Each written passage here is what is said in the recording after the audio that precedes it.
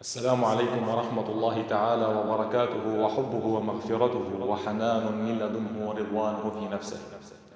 الحمد لله حمد الشاكرين الذاكرين، الحمد لله حمد العابدين الراكعين الساجدين، الحمد لله حمد القوم الذين يحبهم الله ويحبونه، الحمد لله حمد الذين لا يرضون بنعيم حتى يرضى الله سبحانه وتعالى في نفسه. أحبتي في الله يا معشر المسلمين، يجب أن تعلموا علم اليقين بأننا مقبلون على أحداث عظيمة سوف تحصل على هذه الأرض، أحداث مروعة يشيب لها الولدان. وهذه الأحداث التي سوف تحصل إنما هي عذاب من الله سبحانه وتعالى يرسله على المعرضين من الذين أمرهم باتباع كتاب الله وسنة رسوله الحق، فأبوا إلا أن يعرضوا ويهجروا كتاب الله سبحانه وتعالى.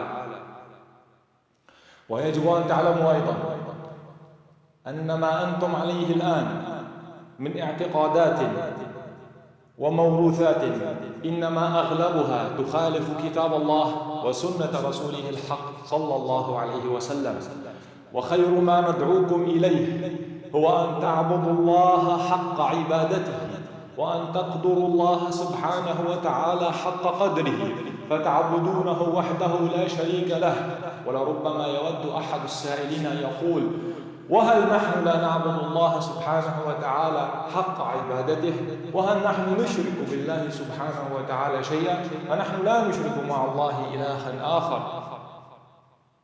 فأقول لكم: بل والله إنكم لتشركون بالله سبحانه وتعالى وأنتم لا تشعرون، وهذا بأمر قد ابتدعوه علماءكم من قبلكم، فوجدتموه في كتبكم فاتبعتموه من غير تدبر ولا تفكر في كتاب الله، فصرتم تقولون أو تنظرون في هذا الأمر هل يخالف كتاب الله أم يوافقه، فاتبعتم الاتباع الأعمى، وبذلك ضللتم وضلت الأمة من بعدكم. ويجب أن تعلموا علم اليقين أن هذا الأمر العظيم وهذا الأمر المهول الذي تؤمنون به وتقرون به إنما هو من أعظم الشركيات عند الله سبحانه وتعالى. وهذا الأمر العظيم هو الاعتقاد الخاطئ والاعتقاد المخالف، بأننا نعتقد بأن محمدا صلى الله عليه وسلم سوف يشفع لنا بين يدي الله سبحانه وتعالى. وهذا الاعتقاد الباطل الذي ما أنزل الله به من سلطان إنما يخالف كتاب الله وسنة رسوله الحق صلوات الله عليه. فالله سبحانه وتعالى نهانا على أن ندعو سواه، فيقول لي أحدهم: ونحن لا ندعو سوى الله، فأرد عليه وأقول: بل تدعون من دون الله ولكنكم لا تشعرون. والنبي صلى الله عليه وسلم قال: أحذركم من الشرك الخفي فإنه يدب في المسلم كدبيب النمل، أيشعر أحدكم في دبيب النمل إذا مر من جنبه أو من حوله؟ وكذلك الشرك الخفي. فعندما تدعو مع الله النبي أو الصالحين أو سواهم فإنك تقول في نفسك: هم رجال صالحون، فنتقرب بالدعاء إلى الله سبحانه وتعالى بهم. وهذا محرم باطل في كتاب الله سبحانه وتعالى. ويا حبذا لو تستمعون القول فتتبعون أحسنه، ولا تأخذكم العزة بالإثم فتقولون إنما دعاؤنا لله سبحانه وتعالى بحق محمد وآله وأصحابه إنما هو تكريما للنبي صلى الله عليه وسلم. فأقول لكم أن هذا الأمر باطل، ومن كان منكم مؤمنا بكتاب الله وبسنة رسوله يجب أن يتبع كتاب الله وسنة رسوله. واعلموا أن هذا الأمر شرك وبدعة، وكل بدعة ضلالة، وكل ضلالة في النار. الله عز وجل قال في محكم كتابه العظيم: أعوذ بالله من الشيطان الرجيم: قل لله الشفاعة جميعا له ملك السماوات والأرض ثم إليه ترجعون. هذه الآية المحكمة التي تفهمنا وتبين لنا بكل وضوح وصراحة لا يحتاج لأن يفهمها عالم أو جاهل، بل هي واضحة كوضوح الشمس في كبد السماء. قل لله الشفاعة جميعا له ملك السماوات والأرض ثم إليه ترجعون. وللذين يعترضون على هذا الأمر العظيم بأن الشفاعة لله وحده سبحانه وتعالى فقط ولا أحد من عباده له تصريف أو تصرف في أمر الشفاعة من دون الله، فنتبعه بالآية التي بعد هذه الآية مباشرة فتقول: قل لله الشفاعة جميعا له ملك السماوات والأرض ثم إليه ترجعون. وإذا ذكر الله وحده اشمأزت قلوب الذين لا يؤمنون بالآخرة وإذا ذكر الذين من دونه إذا هم يستبشرون. فاعلموا أحبتي في الله أننا بهذا الأمر لا ننكر الشفاعة برمتها، بل العكس صحيح، وهو أننا نقرها في كتاب الله سبحانه وتعالى ونثبت بالدليل القاطع وبالدليل المحكم والبين والواضح أن الشفاعة لله وحده لا شريك له، ولا أحد من دون الله سبحانه وتعالى هو المتصرف بأمر الشفاعة، بل الشفاعة منه إليه، وهو المسؤول الأول والأخير عن الشفاعة، وهو الذي وحده فقط من يشفع لعباده. الله سبحانه وتعالى قال: أو يعذبهم أو يتوب عليهم. فهذه المعتقدات الباطلة وهذه المعتقدات التي تدخلنا في شرك مع الله سبحانه وتعالى ربما الكثير الآن لن يقتنعوا بها، لأنهم أمضوا سنين طوال وهم على هذه العقيدة الباطلة المخالفة لكتاب الله ولسنة رسول الله. تعالوا ننظر ماذا قال محمد صلى الله عليه وسلم في هذا الأمر. فحينما نزل قول الله سبحانه وتعالى: وأنذر عشيرتك الأقربين، مباشرة وبدون أي تلكؤ وتباطؤ اعتلى النبي صلى الله عليه وسلم مكانا عاليا وبدأ بالمناداة: يا بني عبد المطلب اعملوا فلا أغني عنكم من الله شيئا، يا بني هاشم اعملوا فلا أغني عنكم من الله شيئا. وبدأ يخص ويخص ويخص إلى أن وصل بالتخصيص إلى ريحانته فاطمة الزهراء صلى الله عليه وسلم، فقال: يا فاطمة بنت محمد اعملي فلا أغني عنك من الله شيئا. بالله عليكم يا مسلمين، إذا كان محمد صلى الله عليه وسلم لا يغني عن فاطمة الزهراء أمام الله سبحانه وتعالى شيئا، فكيف يشفع لأمة أتت من بعده خالفت أمر الله وخالفت أمر رسوله؟ فيقول لنا أحد المهرطقين والذين يقولون على الله ما لا يعلمون، فيقولون أن النبي سوف يشفع لأصحاب الكبائر من أمته، فسبحان الله، فكيف يشفع النبي لمن خالفوا أمر الله وأمر رسوله؟ الله سبحانه وتعالى قالها صراحة في كتابه العزيز: أعوذ بالله من الشيطان الرجيم، أفمن حق عليه كلمة العذاب أفأنت تنقذ من في النار؟ أتريدون أكثر من هذه الآية صراحة ووضوحا وبيانا وإحكاما بأن الذي سوف يعذبه الله وتحق عليه كلمة العذاب أأنت يا محمد من تخرجه من النار؟ والله سبحانه وتعالى فهمنا إياها وجعلها آية محكمة بينة واضحة، ولا أشك أن أحدا منكم لم يفهمها ويطلب تأويلها، لأن الله سبحانه وتعالى جعلها محكمة بينة واضحة كوضوح الشمس في كبد السماء.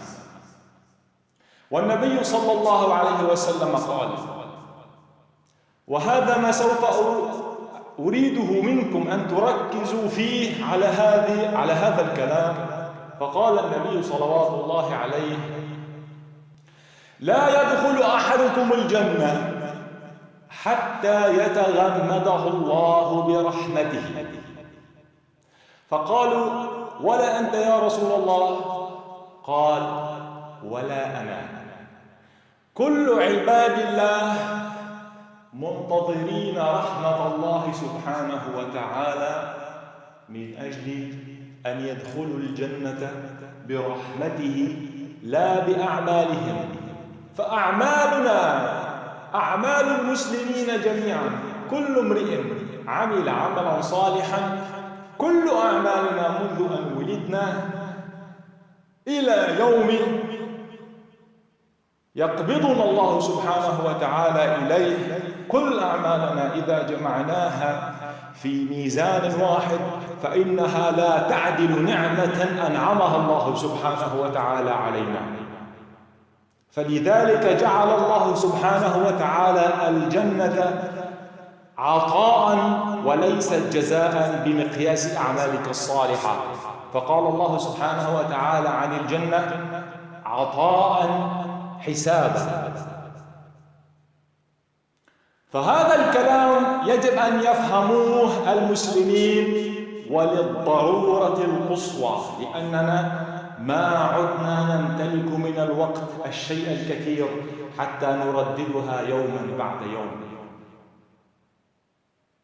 واعلموا جميعا أن الله سبحانه وتعالى كلما أهلك أمة من المعرضين، فحينما يهلكهم الله ويأتي عليهم العذاب فيرون العذاب بأم أعينهم، هل تعرفون ماذا يقولون؟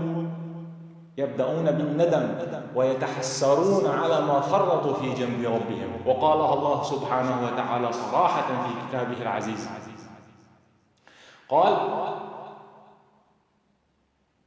أن تقول نفس يا حسرة على ما فرطت في جنب الله وإن كنت لمن الساخرين. ركزوا على هذا الوصف، وإن كنت لمن الساخرين. كان يأخذ الأمر بسخرية واستهزاء عندما ندعوهم إلى كتاب الله وبالالتزام فيما أمر الله، يسخرون ويستهزئون ويعرضون، لا يعلمون أن القادم أدهى وأمر، لا يعلمون أن عذاب الله سوف يكون أصعب وأمر مما يعتقدون. ولكن حينما يعذب الله الأقوام ويهلكهم فيقر قبل إهلاكهم بالحسرة على ما فرطوا في جنب الله سبحانه وتعالى هنا. وفي هذه اللحظة تحل الحسرة في نفس الله سبحانه وتعالى، ولأنه الله أرحم الراحمين. حتى وحين يهلك الأقوام المكذبين ولكنه يتحسر عليهم حينما يعلم سبحانه وتعالى أنها قد حلت الحسرة في أنفسهم، فندموا على ما فرطوا في جنب ربهم وتحسروا على ما فرطوا في جنب ربهم. فمن عظمة الرحمن سبحانه وتعالى أنه حتى يحزن ويتحسر على الذين فرطوا في جنب ربهم وندموا، ولكن لا يدرك هذا الأمر الذي يأخذ الأمور ويأخذ الدين باستهزاء وباستخفاف. هذا الكلام الذي نريده ونريد أن نقوله ونوصله إليكم، بأن الله سبحانه وتعالى ليس راض في نفسه، فمن كان يحب الله فليسعى لأن يكون الله راضيا في نفسه أولا، فإذا كنت تحب الله أيها المؤمن أيها المؤمنة، إذا كنتم تحبون الله فإن المحب للحبيب مطيع، فإن المحب للحبيب مطيع. أطيعوا الله وأطيعوا الرسول، واعلموا أن ربكم وخالقكم والمنعم عليكم بكل هذه النعم التي تتقلبون فيها وتعيشون فيها سخاء ورخاء ولم تؤدوا شكرها. اعلموا أن الله ليس راض في نفسه. لماذا؟ وكيف عرفنا أن الله ليس راض في نفسه؟ لأن الله عز وجل لا يرضى لعباده الكفر. فكم من كافرين في كتاب الله في هذه الأرض،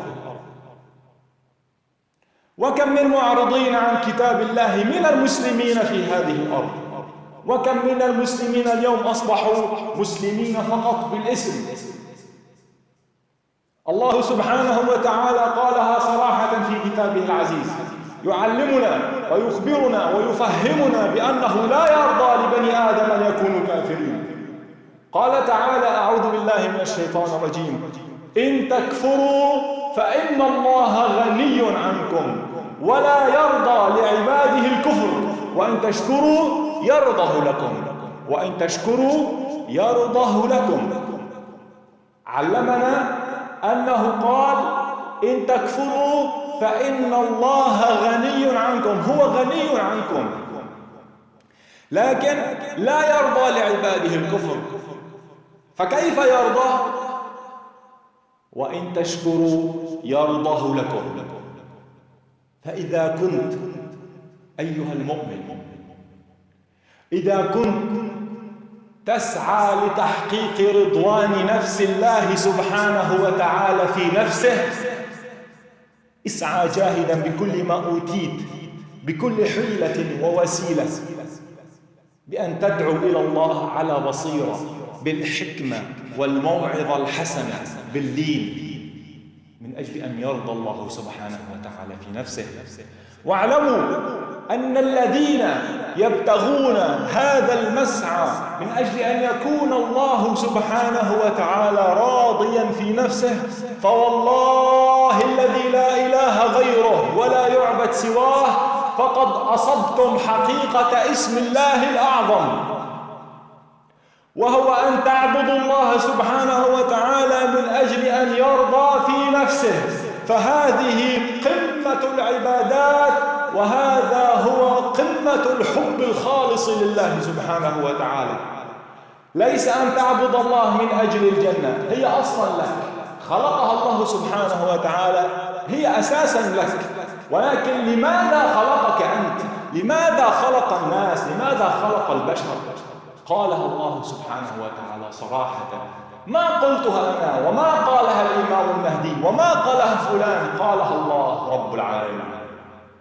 قال: وما خلقت الجن والإنس إلا ليعبدون. خلقك للعبادة، فسعيت من أجل أن تعبد الله بما يسمى بالمصلحة، من أجل أن يكرمك في الجنة. يا أخي، هو خلقها لك، خلق الجنة لك إن كنت من الصالحين، وخلق النار للمكذبين والمعرضين عن كتاب الله سبحانه وتعالى. ولكن لماذا خلق الله بني آدم؟ يجب أن تعلموا علم اليقين في هذه الآية المحكمة والواضحة بأن الله سبحانه وتعالى خلق الإنسان ليعبده ويعبد رضوان نفسه، فيتبع رضوان الله سبحانه وتعالى. من أراد أن يعرف حقيقة اسم الله الأعظم فسوف يجدها حقيقة تتجلى من الله إلى قلبه.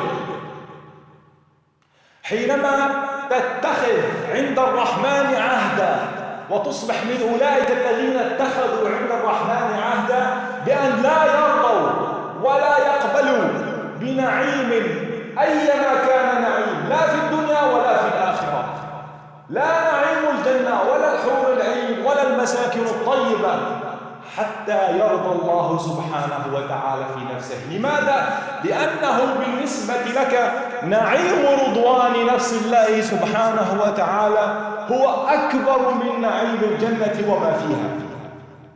وقالها الله سبحانه وتعالى صراحة في كتابه، يقولها بآية محكمة بينة واضحة يفهمها الذي فقط كل ذي لسان عربي، لا يحتاج لأن يكون قارئا أو كاتبا، فقط يفهمها كل ذي لسان عربي، محكمة واضحة بينة، يكفي فقط أن تسمعها الآن فتقول الله أكبر إنه لحق. اعلموا أن هناك ما عند الله سبحانه وتعالى هو أكبر من الجنة. اعلموا أن هناك أشياء وشيء عند الله سبحانه وتعالى أعلى وأكبر بكثير من الجنة ونعيمها. كيف ذلك؟ وما هو هذا الشيء الذي هو أكبر من الجنة أعده الله سبحانه وتعالى للمؤمنين الذين سعوا وراء هذا الشيء العظيم ولم يسعوا للجنة ولم يرضوا أصلا في الجنة لأنهم لم يخلقوا للجنة. الله عز وجل قال: أعوذ بالله من الشيطان الرجيم: وعد الله المؤمنين والمؤمنات جنات تجري من تحتها الأنهار خالدين فيها ومساكن طيبة في جنات عدن ورضوان من الله أكبر. ورضوان من الله أكبر من ماذا يا معشر المسلمين؟ رضوان من الله أكبر من الجنة التي وعد الله بها المؤمنون، رضوان نفس الله سبحانه وتعالى.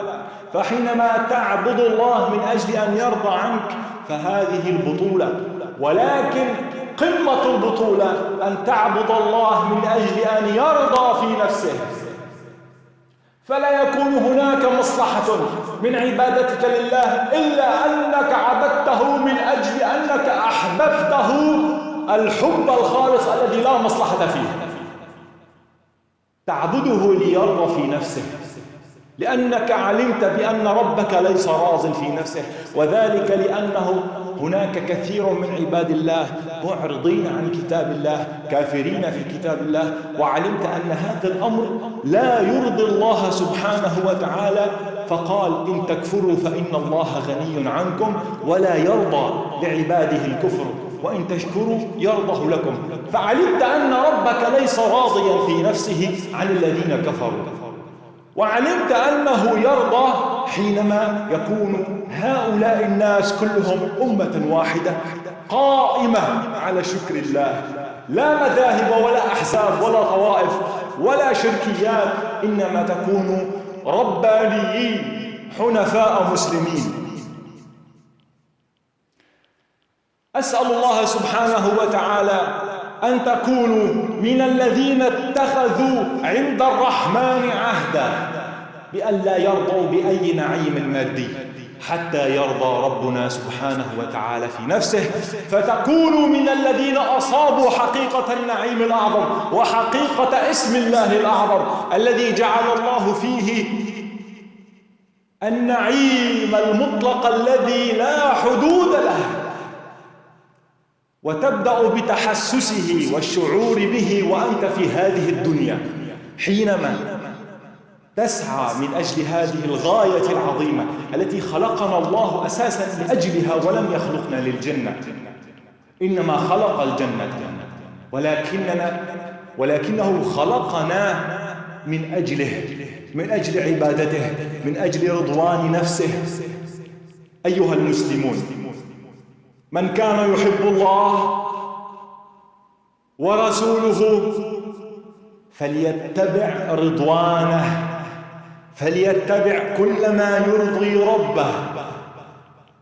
من أراد أن يصيب حقيقة اسم الله الأعظم فليعلم أن اسم الله الأعظم هو غاية خلقنا الله سبحانه وتعالى لأجلها، من أجل أن يكون هو راض في نفسه. فمن ابتغى عند الرحمن عهدا فأولئك لهم البشرى، فأولئك هم الوفد المكرمون الذين يأبوا أن يذهبوا إلى الجنة فتحتار بهم الملائكة: لماذا ترفضون الجنة؟ ويعلم الله سبحانه وتعالى ما في نفوسهم فيرفعهم على منابر من نور إليهم فيقول لهم: يا عبادي لماذا ترفضون الجنة؟ ترفضون أن تدخلوا الجنة وتتنعموا بنعيمها. فيقولون له قولا واحدا وكأنهم على قلب رجل واحد، فيقولون: يا ربنا يا حبيبنا، تعلم بما عاهدناك في الدنيا، وتعلم بأننا لم نسعى من أجل الجنة، بل سعينا إليك ربي لترضى، فهل أنت راض يا رب في نفسك؟ هل أنت يا رب يا حبيب قلوبنا وأحب شيء إلينا، هل أنت راض في نفسك؟ فيقول رب سبحانه وتعالى: لا. فيقول: هيهات هيهات أن نرضى وأنت يا حبيب قلوبنا غير راض في نفسك. أولئك هم الوفد المكرمون، أولئك الذين يرفعهم الله على منابر من نور. فهل أنتم منهم؟ فهل تريدون أن تكونوا منهم؟ إذا كنتم تريدون أن تكونوا منهم فالأمر بسيط جدا. إذا كنتم أن تكونوا من الوفد المكرمين الذين ابتغوا عند الرحمن عهدا واتخذوا عند الرحمن عهدا، فأعلنوها لله خالصة وقولوا: اللهم لن نرضى حتى ترضى في نفسك، ولا نعبد إلا إياك، ولا شفاعة إلا شفاعتك يا أرحم الراحمين. فلا نبي يغني عنا من الله شيئا، ولا صالح يغني عنا من الله شيئا، ولا أب ولا مولود ولا شهيد ولا أي أحد من عباد الله، وكل آتيه يوم القيامة فردا. فمن محمد حتى يحول بينك وبين ربك؟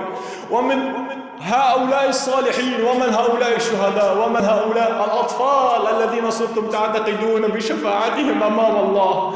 بالله عليكم، أهذا حال المؤمنين؟ الله سبحانه وتعالى يقول لكم: وكل آتيه يوم القيامة فردا.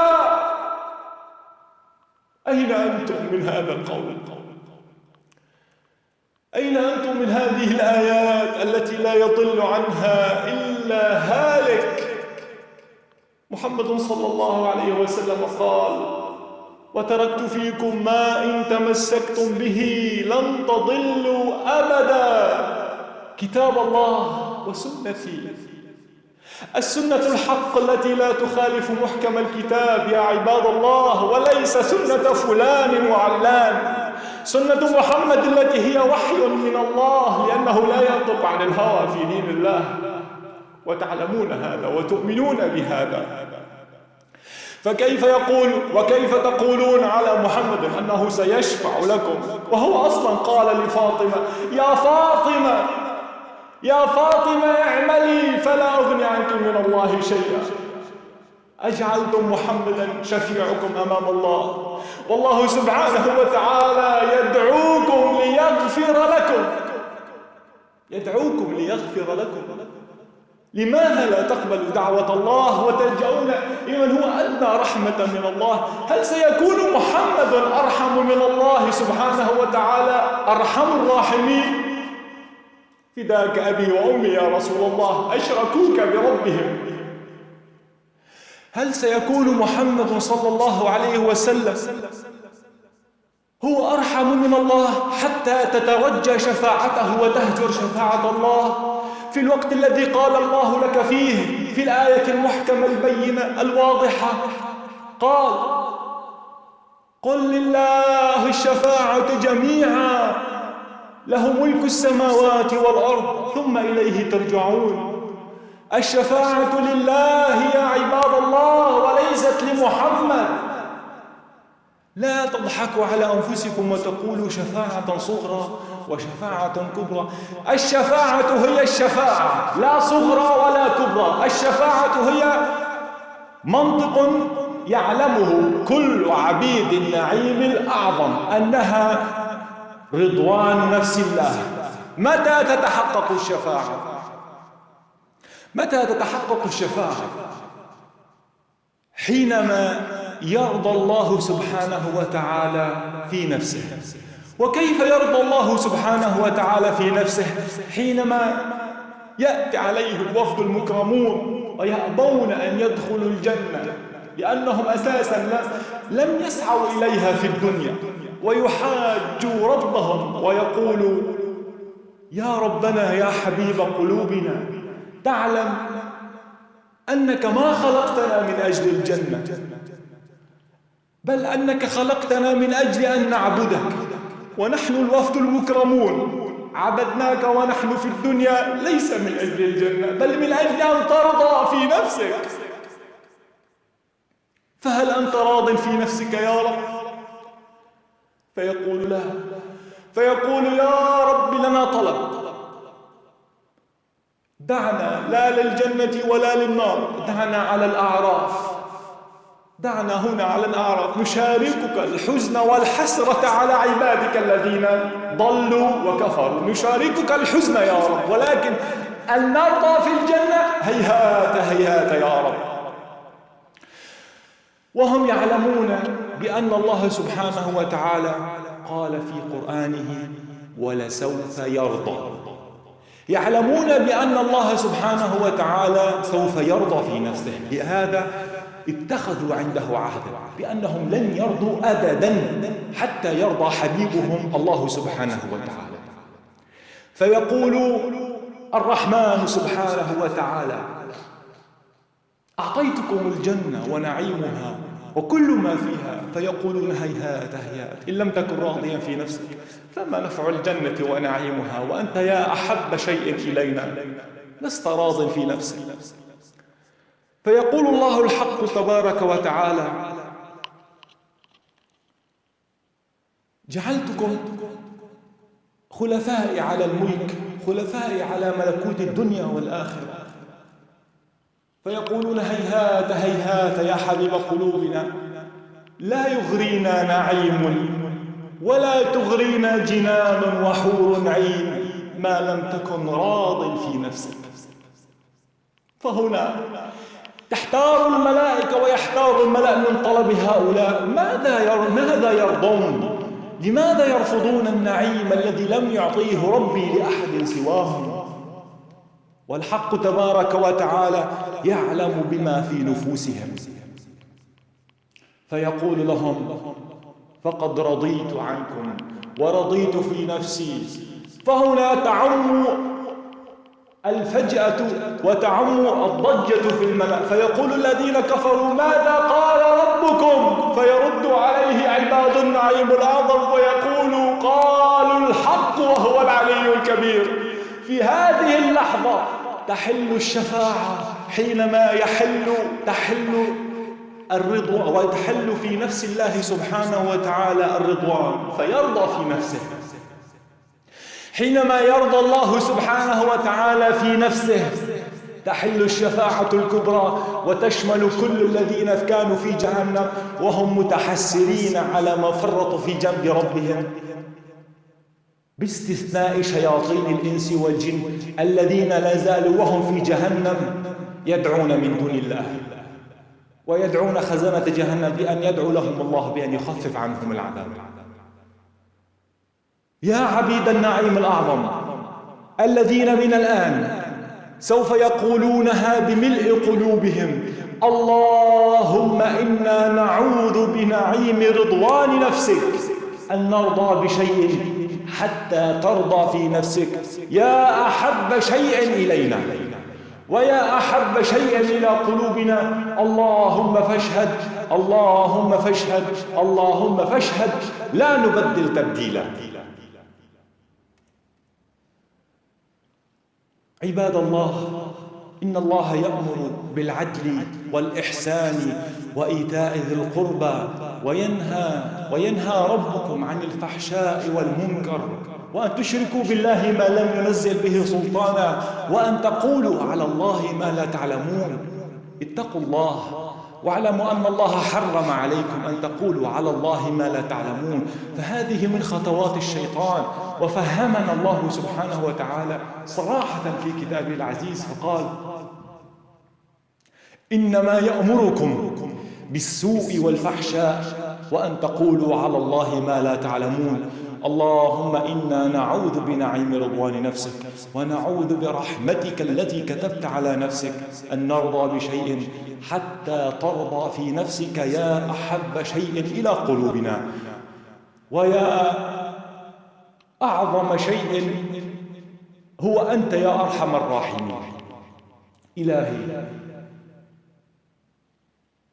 نفر منك إليك، نطلب رضوان نفسك، لا نريد هذه الدنيا ولا نريد الآخرة بكل نعيمها ما لم تكن أنت يا رب راض في نفسك، وإنا على هذا العهد ثابتون.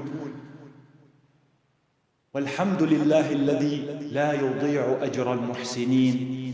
اتقوا الله واعلموا أن الله سبحانه وتعالى قال: ما يلفظ من قول إلا لديه رقيب عتيد. الحمد لله والصلاة والسلام على سيدنا محمد رسول الله وعلى آله وصحبه من والاه، وآخر دعواهم أن الحمد لله رب العالمين.